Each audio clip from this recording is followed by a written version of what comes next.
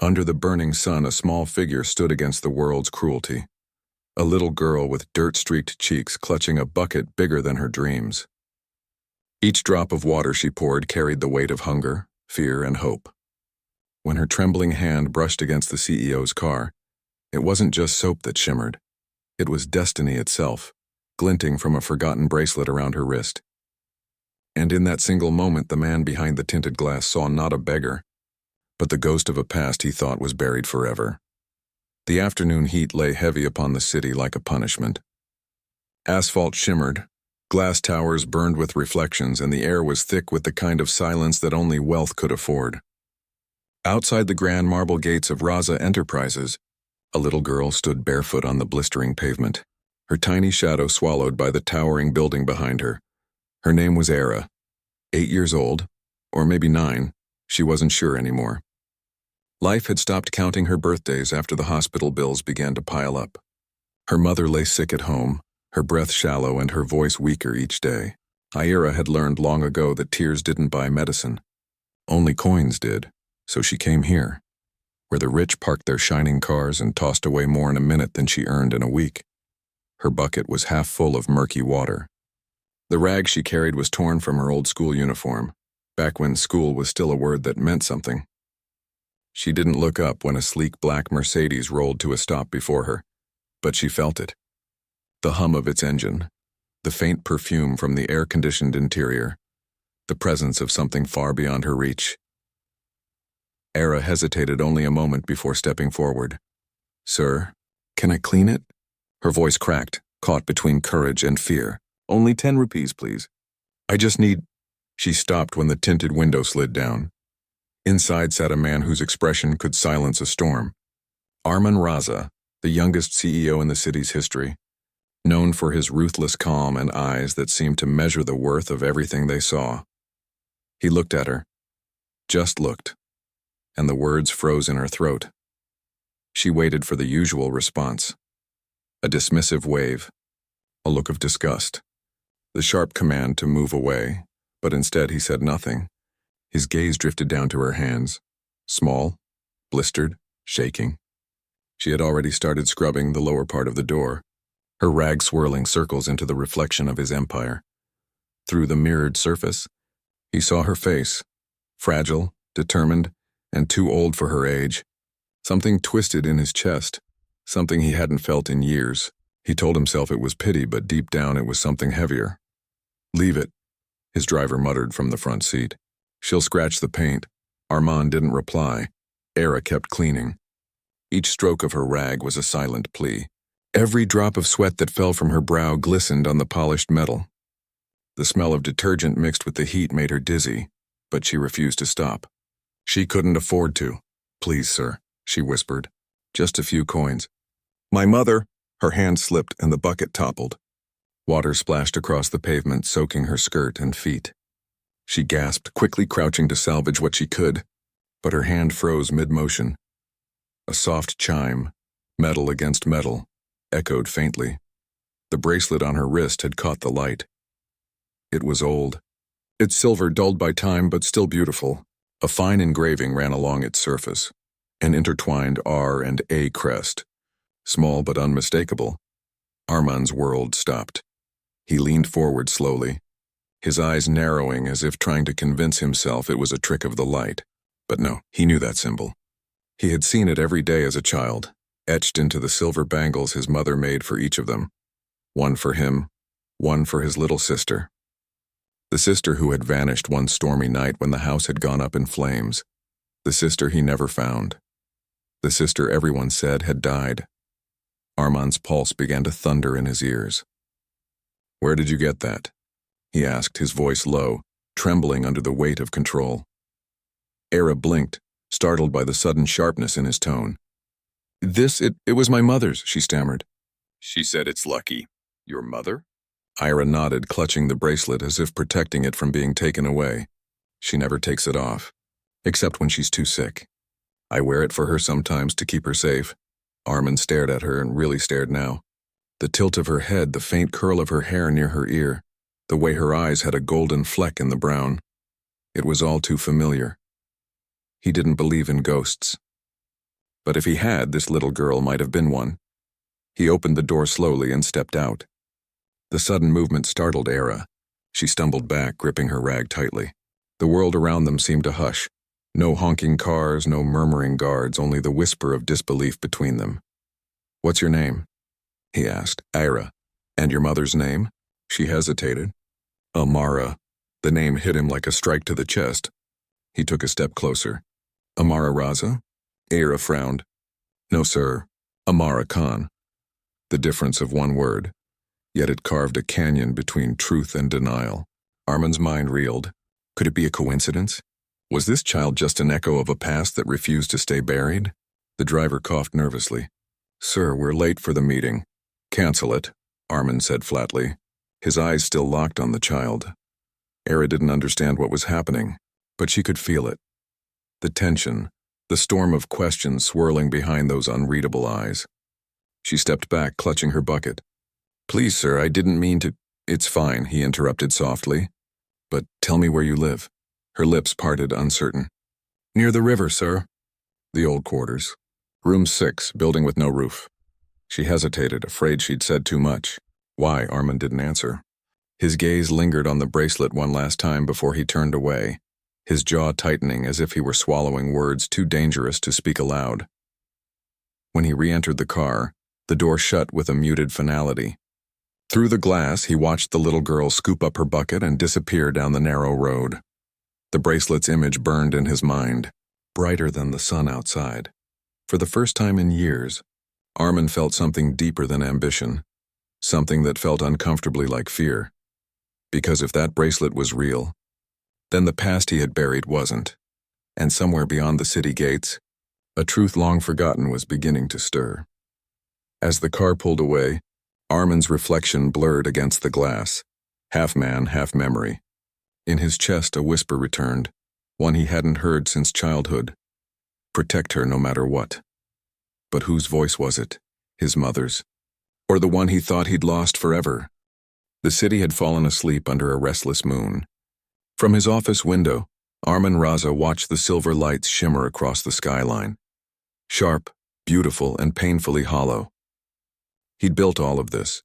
Towers that touched clouds, glass walls that reflected his victories, a name that commanded silence wherever it was spoken. Yet tonight none of it felt real. All he could see, again and again, was a child's trembling wrist and the glint of a forgotten bracelet. He turned the object over in his mind, every memory cutting like broken glass, his mother's hands fastening 2 identical bangles around her children's wrists, one for Armin, one for Amara. Her laughter, her promise that family is never lost, only hidden for a while, hidden. The word wouldn't let him sleep. By dawn, he was behind the wheel himself, driving through the narrow veins of the city, streets that no chauffeur of his had ever entered. The skyline shrank behind him, swallowed by the gray fog of early morning. As he crossed the bridge to the eastern slums, the smell changed, diesel, rot, and damp earth. Children chased stray dogs between crumbling walls. Laundry hung like tired flags. These were the streets people like him never walked. He parked beside a broken lamppost and stepped out. His shoes sank slightly into the mud, but he didn't stop. The air was thick, heavy, almost accusatory. Every few steps he caught fragments of voices and laughter, coughing, the clatter of empty pots. Life persisted here, but it wasn't living. It was surviving. He spotted her before anyone else did. Era, the little girl from yesterday. She was kneeling near a rusted pump, struggling to fill the same old bucket. Her hair clung to her forehead and her skirt was soaked from the muddy ground. For a moment, Armin just watched, frozen between guilt and recognition. There was something in the way she moved, cautious yet stubbornly determined, that reminded him of someone else entirely.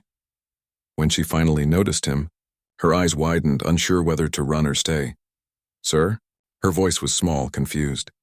"You came here?" Armin stepped closer, lowering his tone. "I wanted to see your mother." Era blinked, hesitant. "She's not, well, she doesn't like visitors." "I'm not a visitor," he said quietly. "I think I might know her." The girl studied him, this man who looked out of place in her world, his suit now dusted with dirt, his eyes carrying something she couldn't name. Then, Without a word, she motioned for him to follow. They walked through narrow lanes past walls covered in peeling paint and faded posters. The farther they went, the quieter it became. Even the city's chaos seemed afraid to intrude here. Finally, they stopped before a small concrete room with no door, only a hanging curtain. Inside, dim light flickered from a dying candle. A faint smell of antiseptic mixed with dampness. "Ma," Era whispered. "Someone came to see you." From the shadows, a weak voice answered, "Who?" Armand froze. That voice, white rasped and worn but hauntingly familiar, struck something deep inside him. Era stepped aside, and for the first time in 20 years, Armand saw her. The woman on the cot looked nothing like the girl he'd lost. Her face was thin, her hair streaked with gray, her eyes hollowed by years of struggle. But beneath the exhaustion, beneath the weight of sickness and time, he saw her, Amara, his breath caught. The world tilted. She looked up slowly, confusion in her gaze, until it found his. Then everything stopped. For a heartbeat, neither spoke. Then, in a trembling whisper, she said his name. "Armin?" He stepped closer, barely trusting his own voice. "You're alive." A single tear traced the curve of her cheek. "I wasn't supposed to be." The words hit him harder than any accusation. Era watched, her small fingers clutching the fabric of her mother's blanket. Unsure what any of this meant, Armin knelt beside the bed, emotions warring inside him, anger, relief, guilt, disbelief. "Why didn't you find me? Why didn't you?" Amara shook her head weakly. "Because you were never meant to know." Her cough interrupted, deep and painful. "After the fire. They told me you were gone. I searched, but the world doesn't open its doors for those who lose everything." He felt the weight of her every word, each syllable pressing against the years he had spent building walls of power and pride. "You could have come back," he murmured.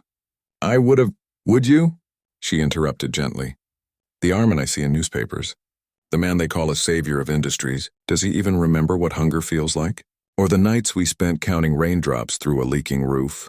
Her words pierced deeper than she knew. Era looked between them, her brow furrowed. "Ma, what's happening?" "Who is he?" Silence. Armand met Amara's eyes, waiting, pleading more for her to say it. She closed her eyes for a long moment, as though surrendering to the weight of 2 decades. Then softly she said, "He's family, Era." The little girl frowned. "Uncle?" Amara shook her head. "No, my brother." The air seemed to vanish. Armand stared at her, at the child beside her, as the truth sank in like cold water. "Your daughter?" His voice trembled. "She's my niece." Amara smiled faintly, though it looked more like sorrow than joy. "She's the only good thing life left me." For a long time, no one spoke. Only the wind whispered through the cracks in the walls. Then Armand's tone changed, lower, heavier. "You could have told me. I would have helped. You didn't have to live like this." Amara's gaze hardened slightly. "Help," she repeated. "The people who burned our home, they worked for the same company you now own. The Raza name that built your empire. It destroyed mine." The color drained from his face. "What are you saying?" She coughed again, weaker now. "There was no accident, Armin. The fire wasn't fate. It was ordered, to silence our father's protests against the investors. He refused to sell his land, and when it burned, you were taken by them. They raised you, molded you, turned you into what they needed." Her eyes glistened. "And me? I was left behind, just another ghost." The truth shattered everything he knew. His empire, his pride, his entire life, built on ashes of a lie. Era clung to her mother, frightened by the tremor in her voice.